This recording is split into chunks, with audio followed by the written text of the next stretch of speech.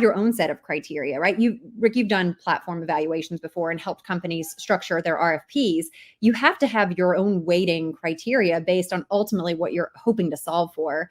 And I think that's where I was curious, as a brand, is this really helping understand and unpack, even if I was using this as a conduit to help build an RFP or assess decisions, is this really going to help me think about it from a criteria perspective?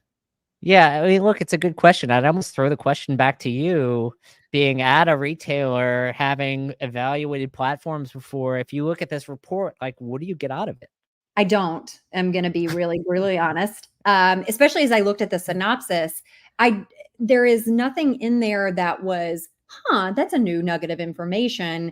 I could get that just by doing my own Google research, which we know most B2C buyers and brands and retailers do right now today. I think that's what's part of this. Like if you're in sales in one of those companies, your buyer is so informed by the time they get to you and feel like they already know a lot of information. So they just want to cut to the chase of the stuff they don't know.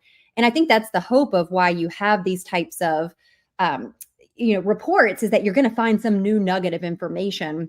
And I think really what this would do is help accelerate maybe your criteria development and make sure you've checked all the boxes of the things you want to evaluate, and help force the conversations internally of what your own weighting and stack rank is. Because the weighting itself is peanut butter spread. Lots of things just got like 5%, 6%, 4%. I think there was one that was like 30%. I forget what that was. But, it was like very spread across. So I didn't see something in there that stood out to me of like, oh, wow, I'm so glad I have this. And I'm curious if the audience did, for those that read it. Yeah, definitely. If you have your comments about the report, there've been comments all over the LinkedIn-verse and the Twitter-verse and all the verses out there about it.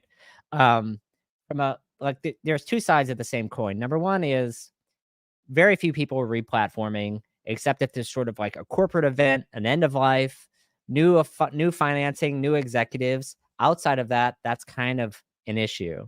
Yeah. The second thing is everyone has to evolve all the time. And so is this the vehicle that's helping us to do so? If you think about a project as difficult as a replatform, there are a lot of things that can go wrong.